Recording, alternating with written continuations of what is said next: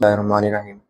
मैं हूं नुमान सदीक और आज के लेक्चर में हम डिस्कस करेंगे evaporation and boiling. When water is taken in an open container at normal external pressure, vapors start coming out of its surface silently and steadily. एक कंटेनर के अंदर पानी लिया और उसको आप सिंपल रख दें नॉर्मल प्रेशर के ऊपर, एक्सटर्नल प्रेशर के ऊपर, तो इससे क्या होगा कि पानी के जो मॉलिक्यूल्स हैं उनमें से वेपर्स बनना शुरू हो जाएंगे और वो Aahista Aahista coming out of surface यानी सरफेस उसकी तह से बाहर निकलना शुरू कर देंगे silently and steadily. It is shown by the decrease in the level of water. ऐसा कब पता चलेगा? उस वक्त पता चलेगा जब वाटर का लेवल जो है वो डिक्रीज यानी कम होना शुरू हो जाएगा इन द ओपन कंटेनर, खुले कंटेनर या बर्तन के अंदर। It is called the evaporation. इसको एवेपोरेशन कहते हैं, यानी ये जो प्रोसेस है एवेपोरेशन कहलाता है। And it is known to occur at all the temperature, और ये तमाम टेम्परेचर पर वक़ूफ़ पज़ीर हो सकता है, अकर हो सकता है। एवेपोरेशन की डिफाइन हम यूँ भी कर सकते हैं।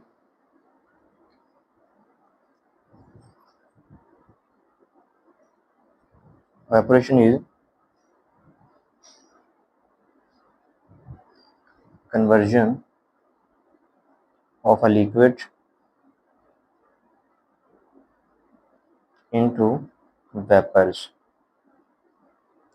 Conversion of a liquid into vapours, यानी किसी लिक्विड का अपने वेपर्स में तब्दील होने का जो अमल है, प्रोसेस है, उसको हम एवेपोरेशन कहते हैं।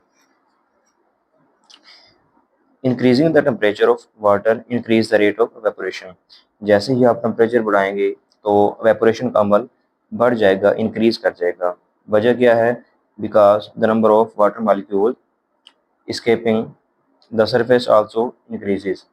क्योंकि टेम्परेचर बढ़ाने से जो वाटर मॉलिक्यूल्स हैं वो जो वेपर्स के अंदर तब्दील हो रहे थे वो बढ़ना शुरू कर देते हैं, यानी ज़्यादा मॉलिक्यूल वेपर्स के अंदर तब्दील होना शुरू कर देंगे।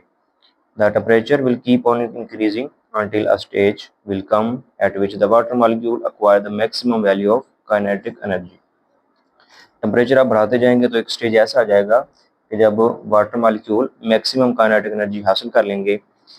The heat which is provided at the stage will be utilised to change the liquid water into gaseous water. इस वक्त इस स्टेज पर जो हीट होगी वो, यानी टेम्परेचर कांस्टेंट हो जाएगा और जो हीट होगी वो वाटर को गैसियस वाटर में तब्दील करने में यूज़ होती रहेगी। यानी इस स्टेज पे क्या होगा, जितनी भी आप हीट प्रोवाइड करेंगे तो वो लिक्विड को गैस के अंदर तब्दील करने में यूज़ होती रहेगी और टेम्परेचर कांस्टेंट हो जाएगा। This stage is called boiling. तो इस स्टेज को हम बॉइलिंग कहते हैं। The whole process is being carried out at constant atmospheric pressure. तो ये जो पूरे का पूरा प्रोसेस है, पूरे का पूरा ये अमल है, ये कांस्टेंट एटमॉस्फेरिक प्रेशर पे वक़ूफ़ पज़ीर होगा। बॉइलिंग की डिफाइन हम देख लेते हैं। Boiling point,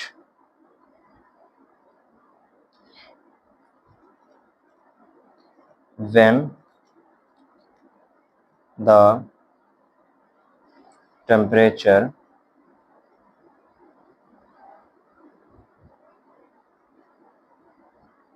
when the pressure of a liquid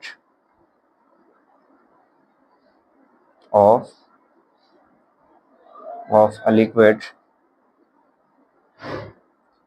becomes equal to the atmospheric pressure,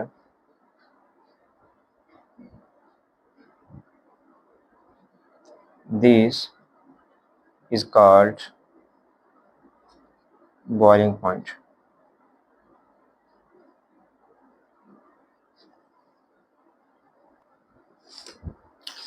उसके बाद दोनों का डिफरेंस यहाँ पे हम देख लेते हैं। Difference between evaporation and boiling. Evaporation is a surface phenomena, यानी ये लिक्विड की सरफेस के ऊपर हो रहा होता है। It occurs slowly and only at the surface of liquid. ये आहिस्ता से होता है और ये लिक्विड की सरफेस के ऊपर होता है, यानी लिक्विड में जिन मालिक्यूल सरफेस के ऊपर जिन मालिक्यूल्स की एनर्जी ज़्यादा होगी वही वाले वेपर्स के अंदर तब्दील होंगे। बॉइलिंग क्या है? A phase change when a liquid turn into a gas through out the entire liquid. ये इसमें क्या होता है, एक फेज तब्दील हो जाता है, पूरे का पूरा फेज चेंज हो जाता है और लिक्विड जो है वो गैस के अंदर तब्दील होता है थ्रू आउट द इंटायर, यानी पूरे का पूरा लिक्विड ही जो है वो गैस के अंदर तब्दील हो रहा होता है और उस लिक्विड के बबल्स बन रहे होते हैं at a definite external atmospheric pressure, जब एक खास जो है वो एटमॉस्फेरिक प्रेशर के ऊपर।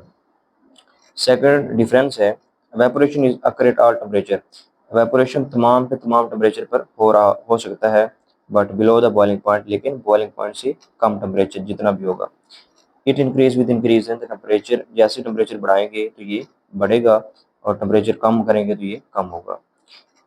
वाइल बॉइलिंग क्या है, it occurs at specific temperature, ये खास टेम्परेचर पे होता है एट नॉर्मल प्रेशर, यानी नॉर्मल प्रेशर होगा and called the boiling point, यानी बॉइलिंग पॉइंट से बॉइलिंग पॉइंट वो टेम्परेचर जिस पर लिक्विड का जो टेम्परेचर है वो एटमॉस्फेरिक प्रेशर के इक्वल हो जाता है, तो वो उस पे हो रहा होता है। It third difference, it produce cooling, evaporation से कूलिंग प्रोड्यूस होती है। मिसाल के तौर पर आप अपनी जो हथेली के ऊपर पेट्रोल के चंद ड्रॉप्स लें तो वो फ़ौरन से वेपरेट हो जाएंगी और आपको हथेली के ऊपर ठंडक महसूस होगी। तो क्योंकि जो पेट्रोल के ड्रॉपलेट्स हैं, मालिक्यूल्स हैं, बहुत तेज़ी से वेपर्स के अंदर तब्दील हो जाते हैं और पीछे जो है वो मालिक्यूल्स जो रह जाते हैं तो उनकी एनर्जी कम होती है, तो कम एनर्जी की वजह से वहाँ पे ठंडक महसूस होती है। तो बॉयलिंग में क्या होता है, does not result in cooling, इसमें कोई कूलिंग प्रोड्यूस नहीं होती। नेक्स्ट डिफरेंस है evaporation required smaller amount of energy, इसको थोड़ी सी एनर्जी चाहिए विच is provided from the inside the liquid, जो लिक्विड के अंदर ही मौजूद होती है, यानी बाहर से कोई एक्सटर्नल सोर्स नहीं चाहिए। लेकिन बॉयलिंग के केस में क्या है, it requires external energy source, इसको बाहर से एनर्जी देनी पड़ती है।